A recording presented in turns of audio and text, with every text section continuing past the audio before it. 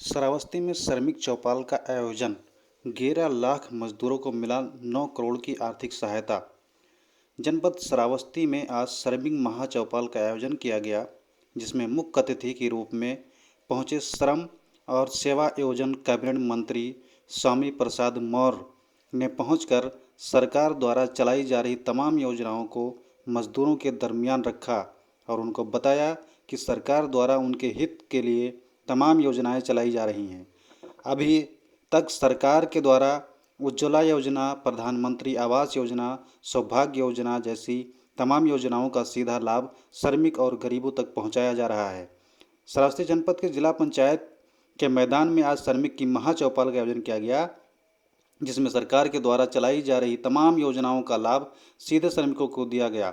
वहीं इस मौके पर पहुंचे श्रमिक महाचौपाल के मुख्य अतिथि और सूबे के कैबिनेट मंत्री, श्रम और सेवा योजन मंत्री स्वामी प्रसाद मौर्य ने पहुंचकर मजदूरों का अभिवादन किया। इसके बाद प्रशासन की तरफ से और भाजपा नेताओं की तरफ से उनका जोरदार स्वागत किया गया।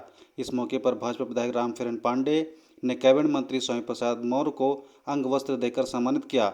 वहीं कैबिनेट मंत्री ने दीप प्रज्वलित करते हुए कार्यक्रम की शुरुआत की। इस मौके पर उन्होंने मजदूरों को संबोधित करते हुए कहा कि सरकार के द्वारा तमाम हितकारी योजनाएं चलाई जा रही हैं, इसका सीधा लाभ श्रमिकों को मिल रहा है। इसी सिलसिले में आज श्रावस्ती और बलरामपुर के 11 लाख मजदूरों को 9 करोड़ रुपए की आर्थिक सहायता दी जा रही है, जिसका प्रमाण पत्र आज मजदूरों को दिया गया है। वहीं इसी मौके पर श्रमिकों को बच्चियों को साइकिल देकर हरी झंडी दिखाई। इसी बीच समाजवादी पार्टी पर निशाना साधते हुए कैबिनेट मंत्री स्वामी प्रसाद मौर्य ने कहा कि समाजवादी पार्टी में जो साइकिल वितरित की गई वो समाजवादी के लाल टोपी वाले कार्यकर्ता उठा ले गए और मजदूर देखते रह गए। इसका लाभ श्रमिकों को नहीं मिला, लेकिन ये भाजपा की सरकार है, इसमें सबका साथ सबका विकास की बात की जाती है। आप देख रहे हैं श्रावस्ती ब्रेकिंग न्यूज़। अपने आसपास की हर छोटी बड़ी खबर को पाने के लिए हमारे YouTube channel Shravasti breaking news को सब्सक्राइब जरूर करें और बेल आइकन दबाना न भूलें, ताकि अपने जनपद श्रावस्ती की हर छोटी बड़ी खबर आप तक पहुंचती रहे।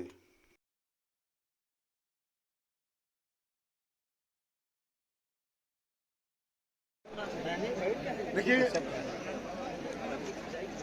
भारतीय जनता पार्टी केंद्र की सरकार या प्रदेश की सरकार का एक ही संकल्प है, सबका साथ, सबका विकास, सबका विश्वास।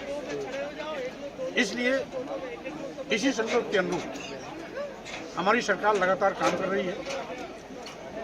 आज गरीब, मजदूर, किसान, नौजवान, महिलाएं, श्रमिक सभी हमारी प्राथमिकताओं के एजेंडे में हैं और एक एक करके सभी के सम्मान में तमाम ऐतिहासिक फैसले लिए जा रहे हैं और तमाम कल्याणकारी योजनाओं से उनको आच्छादित किया जा रहा है।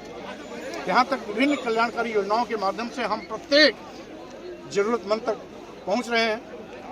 कहीं उज्ज्वला योजना के अंतर्गत गैस सिलेंडर चूल्हा दे रहे हैं, तो कहीं पर शौचालय दे रहे हैं, कहीं प्रधानमंत्री आवास के तहत पक्का घर दे रहे हैं, तो कहीं ऐसे गांव जहां अभी तक अंधेरा था निःशुल्क बिजली की सुविधा प्रदान कर रहे हैं, तो कहीं पर ऐसे गरीब लोग जो इलाज के बहाने दम तोड़ दिया करते थे, ऐसे परिवारों को 5 लाख रुपए तक निःशुल्क चिकित्सा की सुविधा प्रदान कर रहे हैं। तो वहीं दूसरी ओर किसानों के सम्मान में किसान सम्मान निधि दे रहे हैं। तो श्रमिकों के लिए भी आज 16-16, 17-17 कल्याणकारी योजनाएं संचालित करके उनको भी विकास की मुख्यधारा में खड़ा करने का प्रयास हमारी सरकार का चल रहा है, और जिसके तहत आज विभिन्न कल्याणकारी योजनाओं के अंतर्गत श्रावस्ती और बलरामपुर जिले के लगभग 11 लाख श्रमिकों के बीच में 9 करोड़ रुपए के लगभग की आर्थिक सहायता इनको प्रदान की जा रही है। पूरा का पूरा पैसा सभी लाभार्थियों के खाते में जाएगा।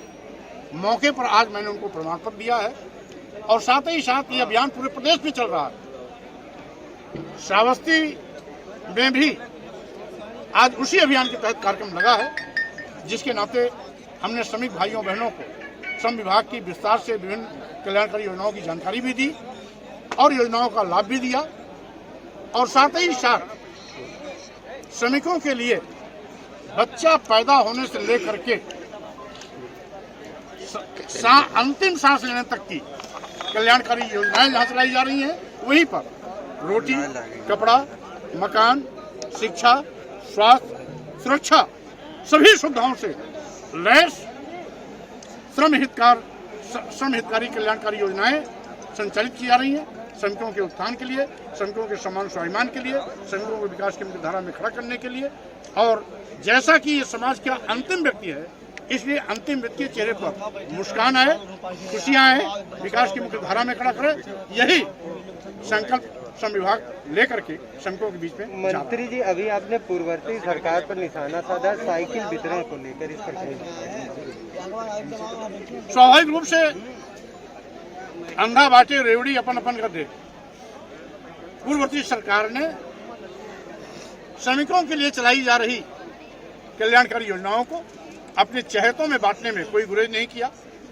यहाँ तक कि तत्कालीन सरकार के दौर में ये सारे मजदूरों की साइकिलों को लाल टोपी वाले उठा ले गए और मजदूर बेचारे देखते रह गए।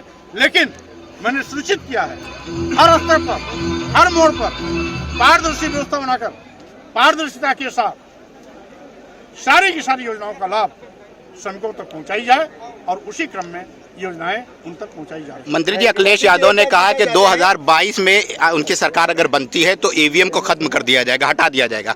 अब मुंगेरी लाल के सपने बड़े हसीन होते हैं, तो वो सपना देखते हैं, उससे हमको कोई गुरेज नहीं है।